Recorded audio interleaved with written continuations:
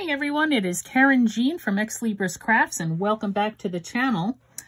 I'm sorry for if there's reflection.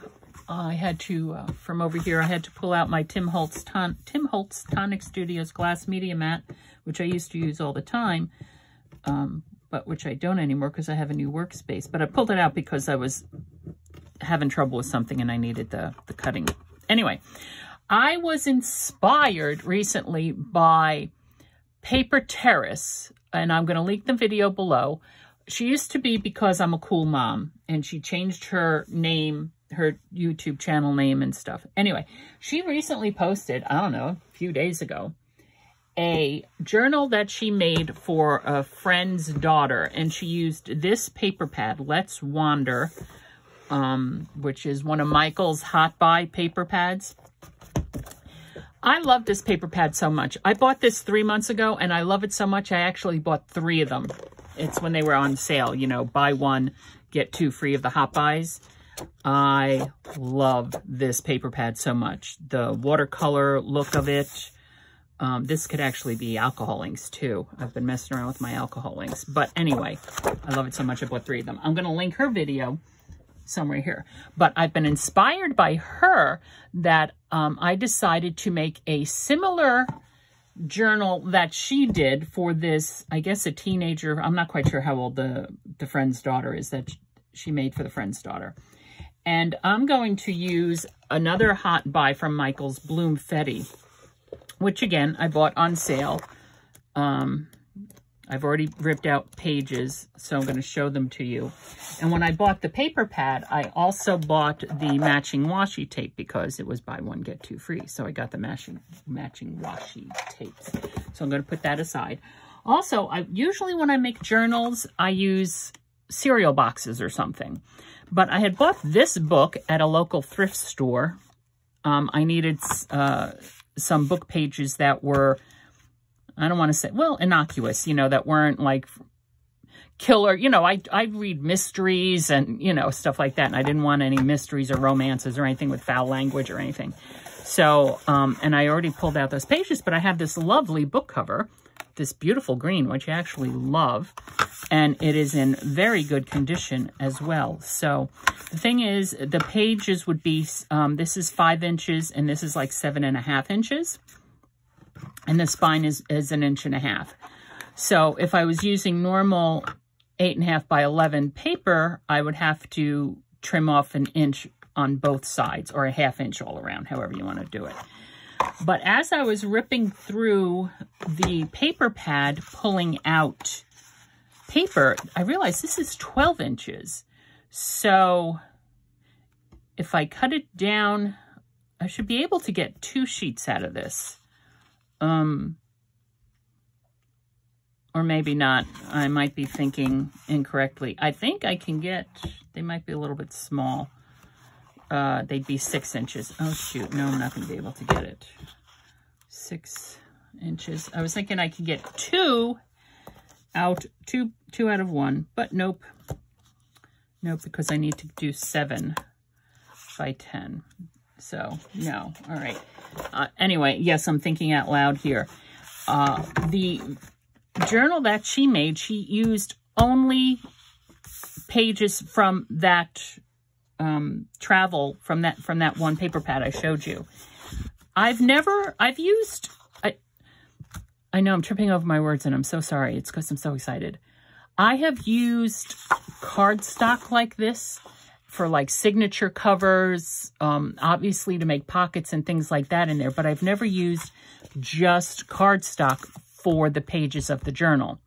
One of the reasons why is because one side's printed and the other side is plain. Of course, what I can do is I can go ahead and I might do that, is use my watercolors or my ink pads to get rid of the plain white paper, and I can show you how to do that as well, and zhuzh that up. But these are the pages that I've thus far pulled out. This one, let's count. 1, 2, 3, 4, 5, 6, 7, 8, 9, 10, 11. I think I need to pull out another one. I'm thinking 3 signatures. If I do 12, that'll be four sheets per signature, and I think that might be enough. But anyway, so we got this one, which is very pretty, right? And this one. And this one, which is a directional, so I'll have to see which way I want it to go. And this one, which I was thinking I would be able to cut in half and get 2 out of, but do 1, so that'll be nice. And then, is that a repeat of that one? No, it's not. Very pretty. I like it. It has like a purplish blue background. I like that. And here's another one with the corners. Very pretty. And this one. Yeah. And this one. And this one, which is a lot like that other one, except this is more, has more of it. The other one was a bit scattered more. This one. And this one. And what started me on this is the dandelions. I just got a dandelion die I had from Michael's, which I've had my eye on for a long time. It's been on my list, and it's like, well, you know, it's cheap enough. Let me just go ahead and get it. And I have spent, which is why I have this glass, the mat out, I have spent a good hour trying to, I couldn't get it cut out of cardstock. I was able to do it from foam. I think I threw it away because I wanted to make my own stamp out of it, but it didn't cut very well at all, so I gave up, right? And my attempts to get it out of cardstock, I finally gave up out of that on different weight cardstock. I figured, well, if I can't do a stamp, I'll make my own stencil.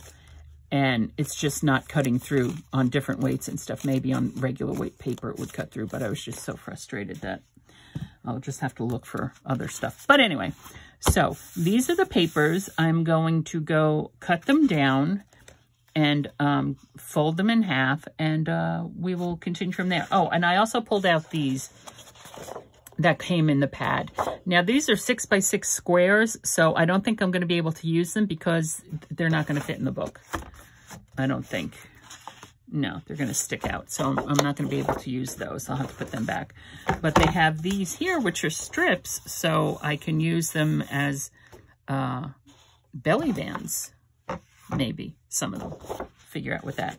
And then these are smaller, so I can definitely cut these out and use these as journaling cards and stuff. Okay, so that's where we are right now. I'm going to go cut these down. I also need to cover this up, cover up the spine with something, because usually I sew in my signatures and then cover it up with fabric and glue, which also gives it added security. But what I think I'm going to do here is I'm going to get this covered up, and I'll sew in the signatures after it's covered, and maybe put some buttons or something, or some, you know, as I'm sewing it in, do something like that. All right, I'll be back. Okay, I'm back. I chose this fabric to cover the spine with, and I used my Heat and Bond Light, which is an iron-on adhesive to adhere the fabric to the book cover. Of course, I forgot to cover the inside. All right, I'm going to have to go back and do that. Here are the 3 signatures of 4 pages each. I realized when I was cutting these, I meant to make that the front, but they're the back. Anyway, so we have this to there, to there, to there. All right, that's 1. Here's this middle signature, there, there, there. I might move these around a little bit. And then for the center of this signature, I used that. No, that's just on the paper. And then for this signature, we have there, and there, and there, and there. I also have dried flowers over here, which I can use. Hang on.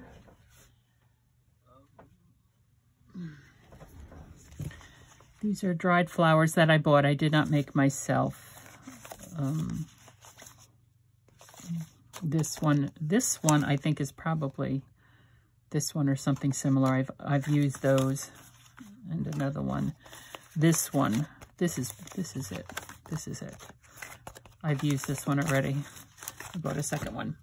And then I have my things of buttons, right? Here, take this. These are seed beads. These I got at Joann's. They came in a big, this is what they came in, the buttons plus the seed beads to make for crafting. So I have purple, pink, that green, and navy blue. So if I want to put buttons, which is what Paper Terrace did. And I also pulled out my spine templates. Here I make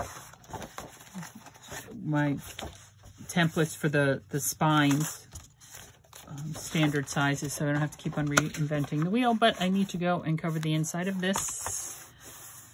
And I need to think about that for a second. I'll be back. Okay, there we go. It's covered. It looks crooked, but it's not crooked. See? Should have shifted it over a little bit. Okay, well, that was certainly a lot of work and a lot of mistakes, but that's okay. I'll fix that. So the holes are punched. The holes are also punched in the signatures, but I think what I want to do before I sew these in is to see what I can do about decorating some of this plain white inside here. I have different methods to use. I have in my spray bottles, the different colors that I use when I'm dyeing paper. So I could do some of that. I could also do some of the watercolor stuff. So I'll be right back. Okay, I'm going to add some color to some of the plain white backsides of these pages.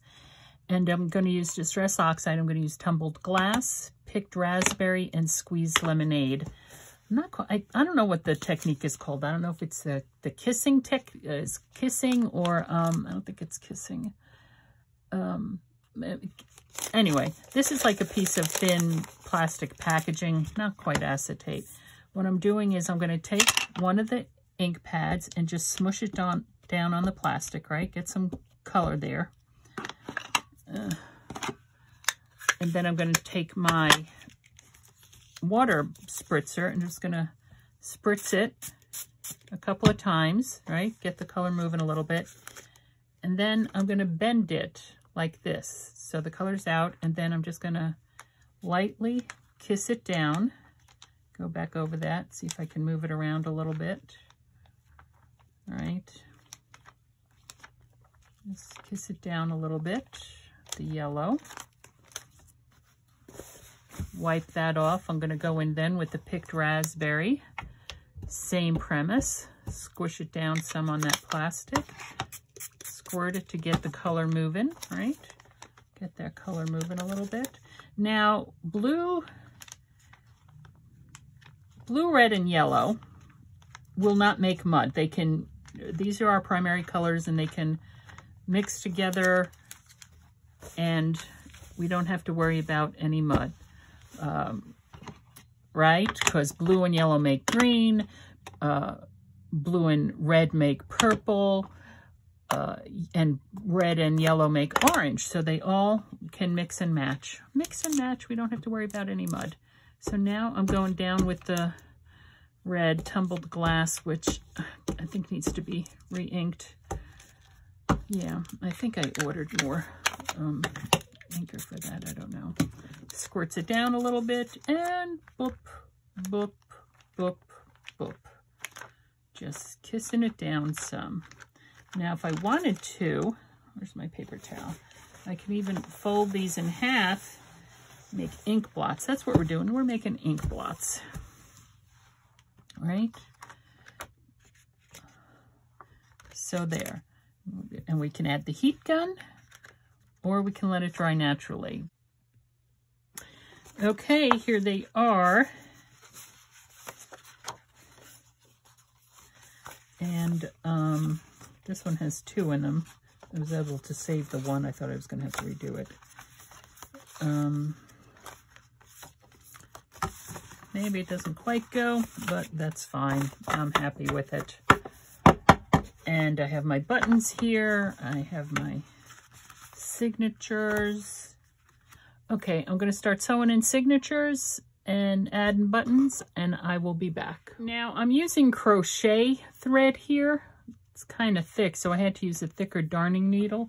So I don't know if it's going to, if I'm going to be able to add these little things on here or not, because I think I need a much thinner needle for these little beads for my beadwork. Yeah, it's not going to pass through there. All right, I could always do a spine jewelry with that. Alrighty, here we go. Okay, and here it is done thus far. There's our outside spine. You can see it has a lot of movement to it. I just decided to do the pink and green buttons, same as there. And why I did not reinforce the spine, because now we can have it lay flat, which is fabulous. I also did a couple extra things. So let's take a quick look through. Oh, gracious. Let's make sure. Let's put that there so it covers the glare. Okay. So here we have the first signature. Right, one. And what I did was I took a envelope, right? And I had this tissue paper here, so I used the heat and bond to put it on the back of the envelope. And I used the X scrap from this, and I just happened to put it in here. And I took out the window because I was using the heat and bond, so the acetate kind of melted. And that's a piece of fabric in there. So there's an envelope in there. Our painting, signature center. I left these nice and long because we could put more buttons on them and use them on the top, right? Here's the back of that envelope. And I don't have my punch out, but I'll punch a thumb notch in there. Okay, here's our second signature, the middle signature. There. And there's the center for that. So what's different about this one is it has two painted pages in this one. And then for the third signature, we have that. There's our painted page. And here is the tissue paper. And it's double thickness with the heat and bond, so it's pretty sturdy. It's a pretty sturdy tissue paper to begin with. And there, the center of that signature. So next we're going to put in some pockets, decorate with some washi, and have some fun. Until next time, this is Karen Jean with Ex Libris Crafts. We are only limited by our own imaginations. Let yours run wild. Thanks for stopping by.